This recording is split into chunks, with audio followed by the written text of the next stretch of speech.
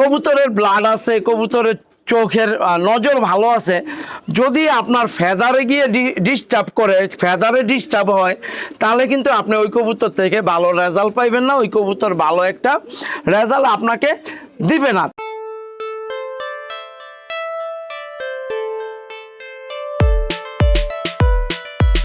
আসসালামু আলাইকুম, নাসপিজন লাভার চ্যানেলের আরেকটি নতুন ভিডিওতে আপনাদের স্বাগত জানাই। আশা করি সবাই ভালো আছেন, সবার কবুতর সুস্থ আছে। তো বন্ধুরা, আমরা যারা কবুতর দিয়ে টুর্নামেন্ট খেলি, কবুতর ছাদের উপরে দীর্ঘ সময় উড়াইতে যারা পছন্দ করি, তো তারা কিন্তু সবসময় একটা বিষয় কবুতরের খেয়াল রাখি, সেটা হচ্ছে কবুতরের ব্লাড লাইন, কবুতরের চোখের নজর। তো এর পাশাপাশি কিন্তু আমাদের আরেকটা বিষয় নজর দিতে হবে, সেটা হচ্ছে কবুতরের ফেদার, কবুতরের পালক। কবুতরের পালক, কবুতরের ফেদার যদি ভালো না হয়, তো তাহলে কিন্তু আপনার কবুতর ভালো রেজাল্ট দিবে না, বেশি সময় কবুতর উড়বে না। তো আমরা অনেকেই কিন্তু এই বিষয়টা গুরুত্ব দেই না। তো আজকে কথা বলবো কবুতরের ফেদার নিয়ে, কবুতরের পর নিয়ে। এই মুহূর্তে চ্যানেলে নতুন হয়ে থাকলে অবশ্যই চ্যানেলের পাশে থাকবেন, চ্যানেলটিকে সাপোর্ট করবেন। তো বন্ধুরা, যেহেতু মল্টিংয়ের সময় আসছে, তো মূলত কবুতরের পর গজানো যে নতুন কইরা গজায়, তো এই গজানোটাকেই কিন্তু মল্টিং বলে। অনেকেই কিন্তু আমরা এই বিষয়টা জানি না, যারা নতুন আছেন মল্টিং কি সেই বিষয়টাই জানি না। আমি যখন নতুন ছিলাম তখন কিন্তু আমিও জানতাম না। মল্টিং হচ্ছে কবুতরের শরীর থেকে পুরনো পশম ঝইরা নতুন পশম গজানোকেই কিন্তু মল্টিং বলে। এই মল্টিংয়ের সময় যদি আপনি কবুতরের পরগুলা মোটা তাজা সুন্দর কইরা না গঠন কইরা তৈরি না করতে পারেন, তাহলে কিন্তু আপনার কবুতর থেকে, যেহেতু সামনে শীতকাল আসবে বা কবুতর দীর্ঘ সময় উড়াইবেন, তো ওই সময় কিন্তু আপনি ভালো একটা রেজাল্ট পাইবেন না কবুতর থেকে। তো এই যে মল্টিংয়ের উপরে কিন্তু আমাদের গুরুত্ব দিতে হইব। মল্টিং হচ্ছে কবুতরের পুরনো পশম ঝইরা নতুন পশম গজানোকেই কিন্তু মল্টিং বলে। তো কবুতরের ব্লাড আছে, কবুতরের চোখের নজর ভালো আছে, যদি আপনার ফেদারে গিয়ে ডিস্টার্ব করে, ফেদারে ডিস্টার্ব হয়, তাহলে কিন্তু আপনি ওই কবুতর থেকে ভালো রেজাল্ট পাইবেন না, ওই কবুতর ভালো একটা রেজাল্ট আপনাকে দিবে না। তো এই যে কবুতরের ফেদার কিভাবে আপনি তৈরি করবেন, কিভাবে ভালো মোটা তাজা চড়া, যে সমস্ত ফেদারগুলো চড়া হয়, আমি যদি আমার এই কবুতরটা দেখাই, এই কবুতরের পালকের দিকে একটু আপনি খেয়াল করেন, ফেদারের দিকে অনেক কিন্তু মোটা, অনেক চড়া। তো যে সমস্ত কবুতরের ফেদার চড়া হবে, মোটা হবে, ওই সমস্ত কবুতর কিন্তু দীর্ঘ সময় উড়তে পারবো, ওদের পাখার ব্যালেন্সটা সুন্দরভাবে রাখতে পারবো, ওই সমস্ত কবুতরগুলোই কিন্তু রেজাল্ট করে। তো মল্টিংয়ের সময় কিন্তু অনেক ভিটামিনের প্রয়োজন হয়, অনেক খাবারের প্রয়োজন হয়। তো এটার উপরে কিন্তু আমি নেক্সটে ভিডিও নিয়ে আসব। তো আজকের যে ভিডিওটি, সেই ভিডিওটি কিন্তু খুবই গুরুত্বপূর্ণ। মল্টিং কোন নিয়মে আপনি আপনার কবুতরকে করাইবেন। মল্টিং করানোর কিন্তু কিছু নিয়ম আছে। প্রাকৃতিক উপায়ে কবুতর কিন্তু পর ঝাইরা আবার নতুন কইরা পর গজায়। তো আমরা কি করি, ভাদ্র মাস আসলে কবুতরকে লক করে দিই, কবুতরকে লক করে দেই, সপ্তাহে একদিন ছাড়ি, কবুতর গোসল করে রোদ্রে শুকায়। এইভাবে আস্তে আস্তে কিন্তু আমরা কবুতরকে মল্টিং করাই বা কবুতরকে লক করে দিই। তো এটা হচ্ছে একটা নিয়ম। এইভাবে করলে কি হয়, আড়াই মাস আপনার 2 মাস 2.5 মাস কিন্তু একটা কবুতর লক থাকে। আর এই লক অবস্থা থাকার পরে যখন আপনি কবুতরগুলারে পুরোপুরি পর ঝরার পরে বের করবেন, তখন কিন্তু আপনি আপনার কবুতরগুলারে ট্যান আপ করাইতে বা নতুন কইরা বাসা বাড়ি সেট আপ চিনাইতে কিন্তু একটা সময় লেগে যায়, দীর্ঘ সময় লেগে যায়।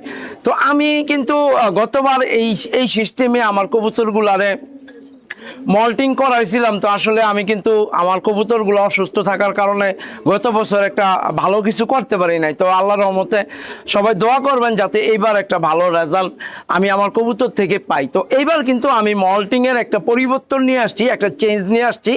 এবার আমার কবুতরগুলোরে মল্টিং করাবো আমি অন্য নিয়মে। আমি কিন্তু এখন প্রতিদিন একদিন নর ছেড়ে রাখি, একদিন মাদি ছেড়ে রাখি, একদিন নর ছেড়ে রাখি, একদিন মাদি ছেড়ে রাখি। তো আমি গোসলের নিয়মটা কিন্তু ওইভাবেই রাখছি, সপ্তাহে অন্তত পক্ষে 1-2 দিন ওদেরকে গোসল দিচ্ছি।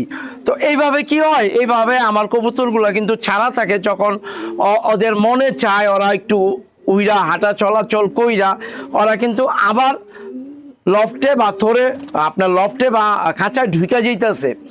তো চেষ্টা করবেন 2 থেকে আড়াই ঘন্টা এইভাবে আপনার কবুতরগুলা ছাইরা আবার লক করে দিতে। এইভাবে কিন্তু আপনার কবুতর দেখা গেছে 2-2.5 মাস বন্দি থাকার পরে ছাড়ার পরে যে একটা ওদের ভাবভঙ্গি হইব, বাসা চিনবো না, উড়তে চাইবো না, তো যখনই আপনি এই নিয়মে কবুতরকে মল্টিং করাইবেন তখন কিন্তু আপনার কবুতর ছাড়া থাকবো, উড়তে থাকবো, ওরা কিন্তু একটা ট্রেনিংয়ের মধ্যে থাকবো যে না আমরা বাইর হচ্ছি, আমরা ভিতরে ঢুকতেছি, এরকম একটা ভাব কিন্তু ওদের চঞ্চলতা থাকবো। তো এইভাবে কিন্তু আমি আমার কবুতরগুলারে এইবার মল্টিং করাচ্ছি। আপনি যদি একটু খেয়াল করেন আমার যে ধাবড়ির নিচে কিন্তু অলরেডি পশম টসম পড়তে আছে, পালক পড়তেছে, মল্টিং কিন্তু শুরু হয়ে গেছে, আল্লাহর রহমতে মল্টিং শুরু হয়ে গেছে। আর এই মল্টিংয়ের সময় আপনার প্রধান খাদ্যটা হচ্ছে ভুট্টাটা কিন্তু অবশ্যই মাস্ট বি আপনার খাবারের তালিকায় রাখবেন। ভুট্টায় কিন্তু আপনার কবুতরের পালক আপনার চড়া মোটা হইব একটু। আমার এই কবুতরটাও আমি যদি একটু দেখাই, একটু দেখেন, এই যে এক পর দুই পর কিন্তু এটা নতুন গজাইতেছে, ঠিক আছে? তো এই যে পর দুইটা দেখলে কিন্তু আপনার বুঝবেন এটা কিন্তু অনেক মোটা চড়া হয়ে উঠতেছে। তো অবশ্যই আপনি আপনার কবুতরের খাবারের তালিকায় কিন্তু ভুট্টাটা রাখবেন। তারপরে মেডিসিনের কিছু বিষয় আছে, মেডিসিনের কিছু নিয়ম আছে, কোন নিয়মে আপনার কবুতরকে মেডিসিন খাওয়াইবেন এর উপরে কিন্তু আমি একটা ভিডিও নিয়ে আসবো। তো আজকে কিন্তু ভিডিওটা দিলাম মূলত আপনি আপনার কবুতরকে লক কইরা মল্টিং করাইবেন, টোটাল লক কইরা নাকি ছাইরা লক করাইবেন, কোনটা ভালো? আপনি যে নিয়মে করান সেটাই কিন্তু ভালো।